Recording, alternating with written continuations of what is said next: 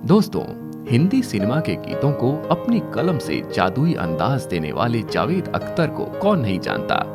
गजलों को एक नया और आसान रूप देने में जावेद साहब का बहुत बड़ा योगदान है। जावेद अख्तर का जन्म 17 जनवरी 1945 को ग्वालियर में हुआ था। जावेद अख्तर के पिता जान निसार अख्तर प्रसिद्ध उर्दू कवि थे और मां सफिया अख्तर मशहूर उर्दू लेखिका थी। उनकी मां का इंतकाल तब हो गया था जब वे बेहद ही छोटे थे। वालिद ने दूसरी शादी कर ली। मां के इंतकाल के बाद वो कुछ दिन अपने नाना नानी के पास लखनऊ में रहे। उसके बाद उन्हें अलीगढ़ अपनी खाला के घर भेज दिया गया, जहां के स्कूल में उनकी शुरुआती पढ़ाई हुई। उसके बाद वो वापस भोपाल आ गए। यहाँ आकर उन्होंने अपनी पढ़ाई को पूरा किया। समय का पहिया चलता रहा और जावेद अख्तर अपने पिता जान निसार अख्तर के नक्शे कदम पर चलते हुए कुछ कुछ लिखना शुरू कर चुके थे। उनके अंदर कुछ बड़ा करने की चाहत उन्हें बंबई ले आई। जावेद अख्तर 4 अक्टूबर 1964 को बंबई आए। उस वक्त उनके पास खाने तक के पैसे नहीं थे। उन्होंने कई रातें सड़कों पर खुले आसमान के नीचे सोकर बिताई। बाद में कमाल अमरोही के स्टूडियो में उन्हें ठिकाना मिला। बंबई में काफी समय बिताने के बाद उन्होंने मशहूर उर्दू शायर कैफी आजमी को असिस्ट किया। कैफी आजमी को असिस्ट करने के कुछ सालों बाद जावेद अख्तर को अपनी पहली फिल्म में काम करने का मौका मिला और इस फिल्म का नाम था सरहदी लुटेरा। अब यहाँ से जावेद अख्तर की कहानी में ट्विस्ट आता है। यहाँ जावेद अख्तर साहब की मुलाकात सलीम खान से हो गई। सलीम खान इस फिल्म के हीरो थे और इस फिल्म को मशहूर फिल्म मेकर S.M. सागर डायरेक्ट कर रहे थे। आपको पता है दोस्तों, इस फिल्म में जावेद साहब का क्या रोल था? जी हाँ, वो इस फिल्म में असिस्टेंट डायरेक्टर थे और उन्हें एक क्लैपर बॉय का काम मिला।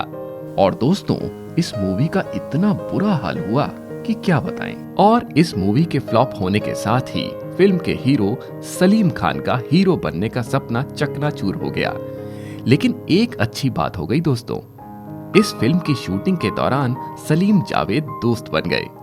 सलीम खान साहब का करियर फिल्म इंडस्ट्री में बतौर हीरो रफ्तार ही नहीं पकड़ पा रहा था। कभी शम्मी कपूर की किसी फिल्म में साइड रोल में या और फिल्मों में छोटे छोटे रोल में वो नजर आने लगे। लेकिन सलीम खान को अपना करियर बॉलीवुड में कुछ चमकता हुआ नहीं दिखाई दे रहा था। इधर जावेद अख्तर भी बॉलीवुड में स्ट्रगल कर रहे थे कि किसी तरह से उनका बॉलीवुड में नाम हो जाए। तो अंधा क्या मांगे दो आंखें। सलीम खान और जावेद अख्तर दोनों ने बतौर राइटर साथ में काम करने का फैसला किया। सलीम खान स्टोरी का आइडिया देते थे और जावेद अख्तर डायलॉग लिखने में मदद करते थे। जावेद अख्तर उर्दू में ही स्क्रिप्ट लिखते थे, जिसका बाद में हिंदी ट्रांसलेशन किया जाता। जैसे जैसे जीवन की गाड़ी चल रही थी, लेकिन हुआ क्या कि सलीम जावेद को एक फिल्म का स्क्रीन प्ले लिखने के लिए कहा गया। उन्होंने लिख तो दिया भाई साहब, और जैसे ही फिल्म रिलीज हुई तो इस जोड़ी ने भारतीय फिल्म इंडस्ट्री में धमाल मचा दिया। फिल्म थी Rajesh Khanna starrer superhit movie हाथी मेरे साथी। बस इस फिल्म के बाद तो दोनों की निकल ही पड़ी। हर प्रोड्यूसर ये चाहने लगा कि अगर फिल्म में स्क्रीन प्ले हो तो वो सलीम जावेद का हो। भारतीय सिनेमा में सलीम जावेद की जोड़ी बतौर स्क्रिप्ट राइटर सबसे ज्यादा प्रसिद्ध रही। इसके बाद सलीम जावेद की जोड़ी ने मिलकर हिंदी सिनेमा को कई सुपरहिट फिल्में दी। आपको बता दें कि 70 के दशक में स्क्रिप्ट राइटर्स का नाम फिल्मों के पोस्टर पर नहीं दिया जाता था, लेकिन सलीम जावेद ने बॉलीवुड में उन बुलंदियों को छू लिया था कि उन बुलंदियों को कोई और नहीं छू सका। और बस फिर तो पोस्टरों पर राइटर्स का भी नाम लिखा जाने लगा।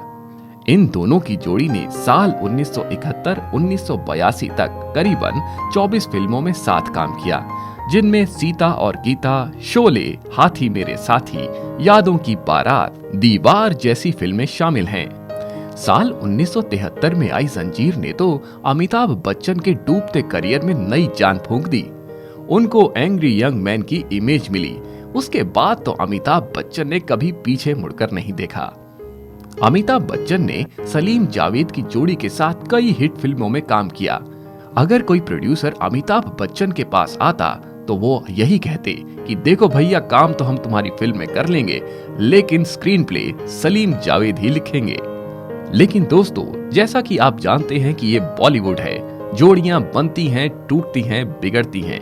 ऐसा ही कुछ सलीम जावेद की जोड़ी के साथ भी हुआ। साल 1987 में आई फिल्म मिस्टर इंडिया के बाद सलीम जावेद की सुपरहिट जोड़ी अलग हो गई। लेकिन इसके बाद भी जावेद अख्तर ने फिल्मों के लिए गीत लिखना जारी रखा, जिसमें तेजाब, 1942 अ लव स्टोरी, बॉर्डर और लगान शामिल हैं। जावेद अख्तर को उनके गीतों के लिए 8 बार फिल्म फेयर पुरस्कार से सम्मानित किया गया है। 1999 में साहित्य के जगत में जावेद अख्तर के बहुमूल्य योगदान को देखते हुए उन्हें पद्मश्री से नवाजा गया। 2007 में जावेद अख्तर को पद्म भूषण सम्मान से नवाजा गया। दोस्तों, आज भी जावेद अख्तर सोशल लाइफ में काफी एक्टिव हैं। उनकी पॉलिटिकल समझ और नज़्मों को लोग खूब पसंद करते हैं। जावेद अख्तर की अपनी पर्सनल लाइफ भी अच्छी ही है।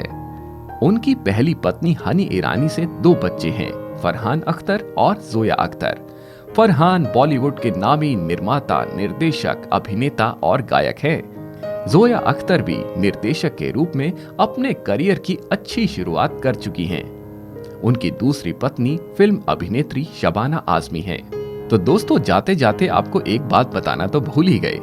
यूं तो जावेद अख्तर के माँ बाप ने इनका नाम रखा था जादू। अब ये नाम इनका क्यों रखा गया, इसके पीछे की कहानी कुछ इस तरह है। इनके पिता जान निसार अख्तर ने एक शेर लिखा था, लम्हा लम्हा किसी जादू का फसाना होगा। इसमें जब लफ्ज आया जादू, तो उन्होंने सोचा कि चलो अपने बेटे का यही नाम रख दिया जाए। लेकिन वो ये नहीं जानते थे कि लफ्जों के इस जादूगर का जादू हिंदी सिनेमा में कुछ ऐसा चलेगा जिससे वो बन जाएगा लेजेंडरी जावेद अख्तर।